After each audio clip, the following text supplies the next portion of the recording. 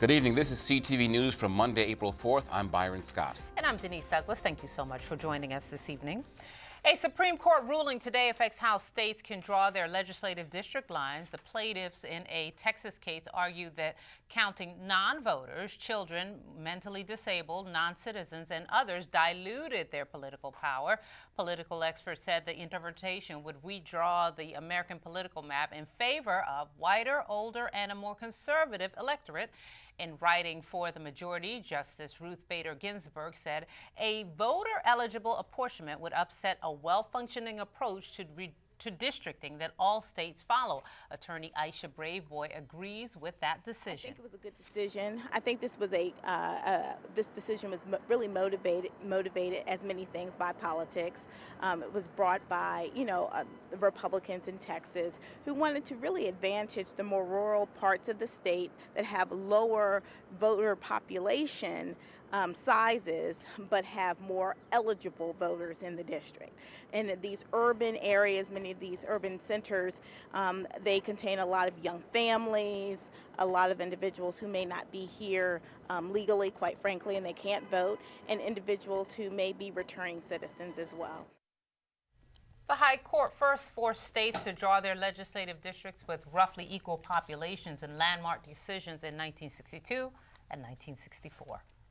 Well, the Maryland primary is 3 weeks away before voters head to the polls. CTV sits down with the leading Democratic contenders for the U.S. Senate, beginning with Congressman Chris Van Hollen. The 57-year-old represents Maryland's 8th district.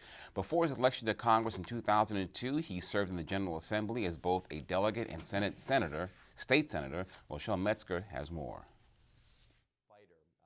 I used to represent a part of Prince George's County for 10 years in the Congress. During that time, Congressman Chris Van Hollen says he fought hard for his constituents in the port towns. I was very successful at getting federal funds to build a community center in Coltmore Manor, to get funds for public safety in many of those towns, for infrastructure in Mount Rainier. Van Hollen says his ability to deliver in Prince George's, as well as his congressional district of Montgomery County, has won him the support of many elected officials in the state's 2 largest jurisdictions. I've delivered progressive results. Since my time in the state legislature, when I authored the first in the country gun safety legislation, and we required guns sold in Maryland to have these built-in safety trigger locks. NRA fought it. We won, saved lives.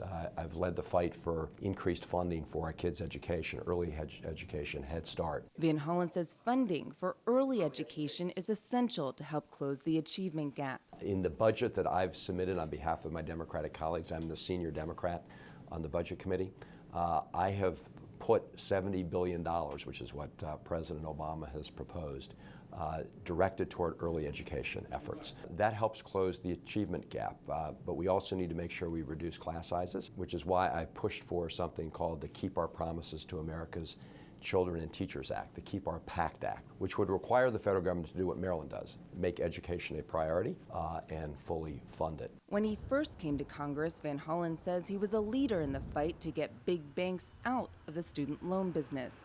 But now we still have people graduating with these huge debts. So I have proposed, along with people like Senator Elizabeth Warren, that those students be allowed to renegotiate their debt at much lower interest rates. And for kids who are going through college right now, 2 things. One, the President's proposal for free 2-year community college, making sure we also provide incentives and affordable education at HBCUs.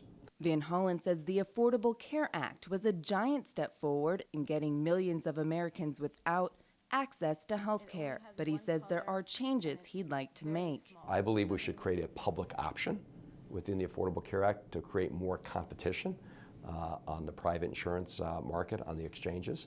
And there are other things we need to do, get rid of the so-called Cadillac tax, which actually harms many of the benefit plans that unions have negotiated. Tune in tomorrow for our part 2 of our interview, and the congressman talks about boosting the economy, sentencing reform, and the future of Metro. Van Hollen faces Representative Donna Edwards in the race to be the Democratic nominee. The winner will be heavily favored in November general election to fill retiring Senator Barbara Mikulski's seat. Well, Byron, speaking a bit more about that race, things are definitely heating up. Donna Edwards launched her first ad campaign of the season. It features a federal worker named Denise with multiple sclerosis who turned to the Congresswoman's office to get help getting her disability benefits. Edwards has been criticized by rival U.S. Representative Chris Van Hollen for lack of constituent services. In a statement, Edwards also states a number of gains in helping the community, including hosting job fairs and providing services for veterans and others. Senator Ben Cardin stops by WSSC's water filtration plant in Laurel to discuss efforts on updating the nation's crumbling water infrastructure system. Now, Cardin has introduced a series of bills that would reduce exposure to lead in water pipes and require testing for children. The package would also increase funds for safe drinking water to prevent contamination.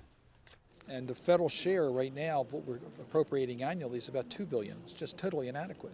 So my legislation would triple that to the level we were in 2009 on the federal partnership. My main concern is it's out of sight, out of mind until something tragic happens like Flint. So let's get ahead of the curve and make sure that we have modern water infrastructure for our communities. We've never had a water quality violation, so to have money to actually make sure that that never happens is a blessing. We're currently sending our solids to Parkway Wastewater Treatment Plant. What you're seeing here, we're building a new facility to handle those solids. Those large circular basins are going to force the water to go in a circle, and solids are going to settle out at the bottom. And WSSC has met or surpassed federal drinking water standards for 97 years in a row. Well, a legislative subcommittee is expected to hear testimony this afternoon on the state's response to weather emergencies. Senator Jim Rosapep will co-chair the briefing. He says Maryland needs to protect its residents from damage caused by climate change. What we've seen over the last few years in the Washington area, but it's frankly happening worldwide, are the effects of climate change. We have much more extreme weather than when we were kids. So snowstorms are bigger, floods are bigger, heat waves are longer. We had the derecho several summers ago. We had Snowmageddon in 2010. We had the big snowstorm in February. And it's very disruptive. We lost a full week of school because there was so much snow that was not cleaned up fast enough. What are they doing to change their plans of operation? A perfect example is how many snow trucks do you have ready to go when there's a big snow? Historically, we've had very few around here because we didn't have a lot of big snows. They had a lot more in Buffalo because they had a lot more big snows. We've got to change that. Now, the briefing will be held in Annapolis by Senate Education, Health, and Environmental Affairs Committee. Organizations expected to speak include the State Highway Administration and the Maryland Department of Transportation. Well, here's some more Annapolis news. Governor Larry Hogan signs 3 pieces of legislation into law today in recognition of the 2 Harford County deputies killed in the line of duty. House Bill 1581 will allow children of slain law enforcement officers to receive state pension death benefits until they reach 26 years of age. Another measure aims to reduce greenhouse gas emissions by 40% by 2030.